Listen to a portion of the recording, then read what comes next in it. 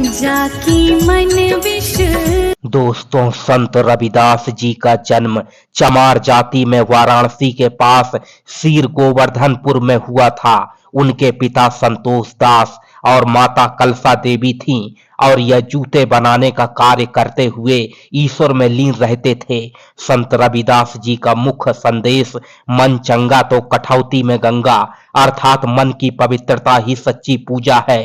परम भक्त रविदास जी अपना चर्मकार का काम किया करते थे और भक्ति में हमेशा लीन रहते थे।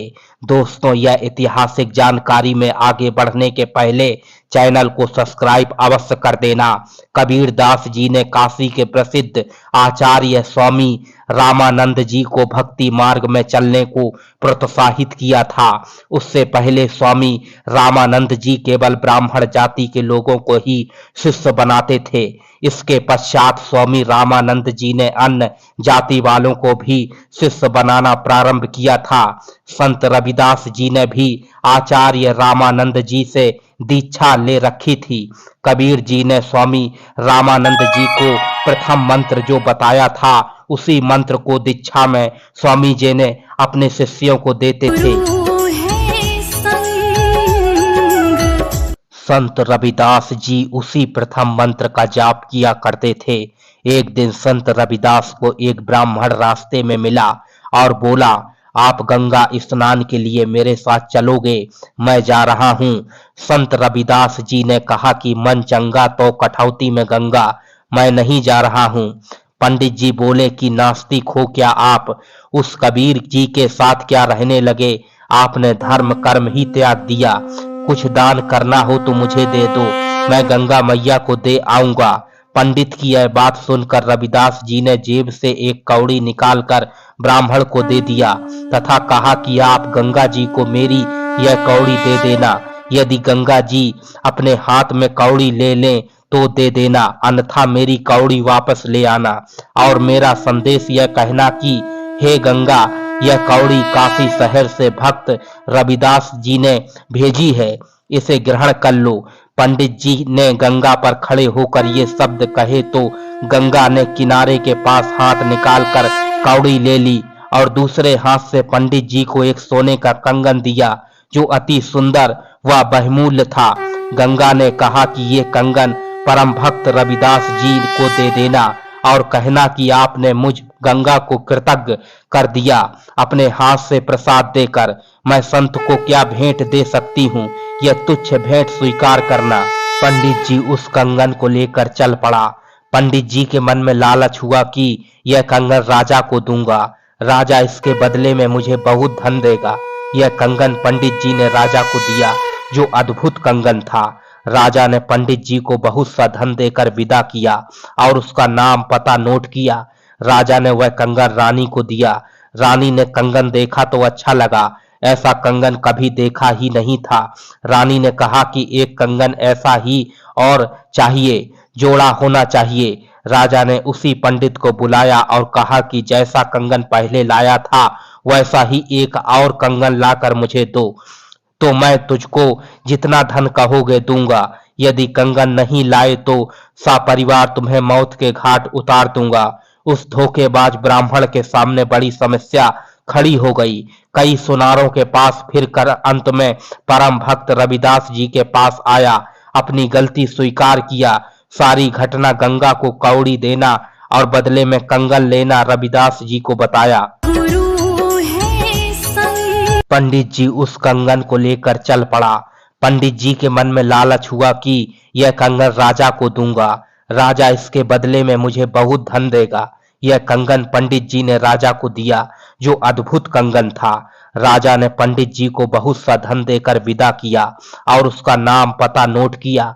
राजा ने वह कंगन रानी को दिया। रानी ने कंगन देखा तो अच्छा लगा, ऐसा कंगन कभी देखा ही नहीं था। रानी ने कहा कि एक कंगन ऐसा ही और चाहिए, जोड़ा होना चाहिए। राजा ने उसी पंडित को बुलाया और कहा कि जैसा कंगन पहले लाया था वैसा ही एक और कंगन लाकर मुझे दो, तो मैं तुझको जितना धन कहोगे दूंगा। यदि कंगन नहीं लाए तो सपरिवार तुम्हें मौत के घाट उतार दूंगा। उस धोखेबाज ब्राह्मण के सामने बड़ी समस्या खड़ी हो गई।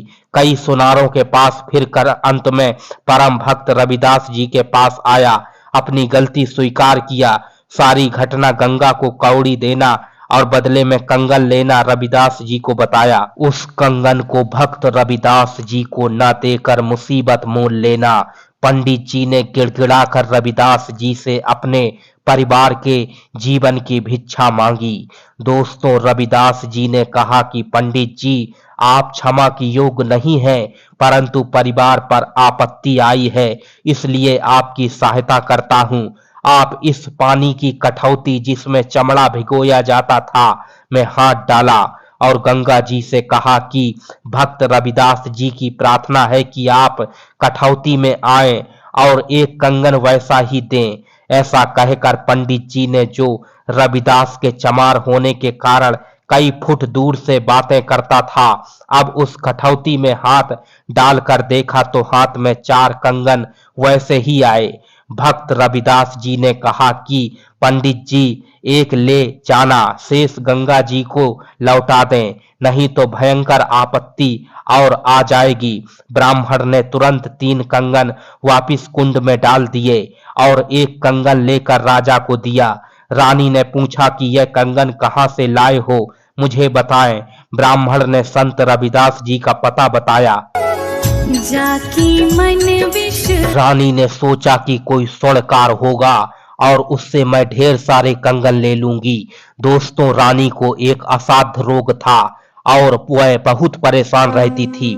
सब जगह उपचार करा लिया था, साधु संतों का आशीर्वाद भी ले चुकी थी, परंतु कोई राहत नहीं मिल रही थी। रानी उस पते पर गई, साथ में नौकरानी तथा अंगरक्षक भी थे। रानी ने संत रविदास जी के दर्शन किए। दर्शन करने से ही रानी के शरीर का कष्ट समाप्त हो गया। रानी को ऐसा एहसास हुआ जैसे सिर से भारी भार उतर गया हो। रानी ने संत जी के तुरंत चरण छुए। रविदास जी ने कहा कि मुझ निर्धन के पास मालकिन का कैसे आना हुआ। रानी ने कहा कि मैं तो सुनार की दुकान समझकर आई थी गुरुजी, मेरा तो जीवन धन्य हो गया। मेरा जीवन नरक बना था, रोग के कारण आपके दर्शन से वह स्वस्थ हो गया। मैंने इसके उपचार के लिए कोई कसर नहीं छोड़ी थी, परंतु कोई लाभ नहीं हो रहा था। संत रविदास जी ने कहा कि बहन जी, आपके पास भौतिक धन तो पर्याप्त है, यह आपके पूर्व जन्म के पुण्यों का फल है। भविष्य में भी सुख प्राप्ति के लिए आपको वर्तमान में पुण्य करने पड़ेंगे। अध्यात्म धन संग्रह करो। रानी ने कहा कि संत जी, मैं बहुत दान धर्म करती हूँ, महीने में पूर्णमासी का भंडारा करती हूँ, आसपास के ब्राह्मणों तथा संतों को भोजन कराती हूँ। रानी ने संत रविदास जी से कहा, मैंने एक ब्राह्मण को गुरु बनाया है। रविदास जी ने कहा कि नकली गुरु से भी कुछ लाभ नहीं होने वाला। आपने गुरु भी बना रखा था और आपका कष्ट ज्यों का त्यों था, क्या लाभ ऐसे गुरु से। रानी ने कहा कि आप सही कह रहे हो, कृपया आप मुझे शिष्या बना लो। रविदास जी ने रानी को प्रथम मंत्र दिया। रानी ने कहा कि गुरुजी, अब की पूर्णमासी को मैं आपके नाम से भोजन भंडारा करूंगी, आप मेरे घर पर अवश्य आना। पूर्णमासी तिथि को रविदास जी राजा के घर पहुंचे। पहले से आमंत्रित 700 ब्राह्मण भी भंडारा खाने में पहुंचे। भंडारा शुरू हुआ। रानी ने अपने गुरु रविदास जी को अच्छे आसन पर बैठा रखा था। उसके साथ 700 ब्राह्मणों को भोजन के लिए पंक्ति में बैठने के लिए निवेदन किया। ब्राह्मण कई पंक्तियों में बैठे थे। भोजन सामने रख दिया गया था। उसी समय ब्राह्मणों ने देखा कि रविदास जी अछूत जाति वाले साथ में बैठे हैं। सब अपने अपने स्थान पर खड़े हो गए और कहने लगे कि हम भोजन नहीं करेंगे। यह अछूत रविदास जो बैठा है, इसे दूर करो। रानी ने कहा कि यह मेरे गुरुजी हैं, ये दूर नहीं होंगे। संत रविदास जी ने रानी से कहा कि बेटी, आप मेरी बात मानो, मैं दूर बैठता हूँ। रविदास जी उठकर वहां बैठ गए जहां ब्राह्मणों ने जूती उतार रखी थी। पंडित भोजन करने बैठ गए। उसी समय रविदास जी के 700 रूप बने और प्रत्येक ब्राह्मण के साथ थाली में खाना खाते दिखाई दिए। एक ब्राह्मण दूसरे को कहता है कि आपके साथ एक क्षुद्र रविदास भोजन कर रहा है, छोड़ दें इस भोजन को। सामने वाला कहता है कि आपके साथ भी भोजन खा रहा है। इस प्रकार प्रत्येक के साथ रविदास जी भोजन खाते दिखाई दिए। रविदास जी दूर बैठे कहने लगे कि हे ब्राह्मण गण, मुझे क्यों बदनाम करते हो? देखो मैं तो यहाँ बैठा हूँ। इस लीला को राजा, रानी, मंत्री सब उपस्थित गणमान्य व्यक्ति भी देख रहे थे। तब रविदास जी ने कहा कि ब्राह्मण कर्म से होता है, जाति से नहीं। अपने शरीर में पहने जनेऊ को दिखाया और कहा कि मैं जन्म से ब्राह्मण हूँ। कुछ देर सत्संग सुनाया। उस समय 700 ब्राह्मणों ने अपने नकली जनेऊ तोड़कर संत रविदास जी के शिष्य बने गए। दोस्तों, मैं आपसे अपेक्षा करता हूं कि यह वीडियो आपको अवश्य पसंद आया होगा। वीडियो शेयर अवश्य करें। धन्यवाद।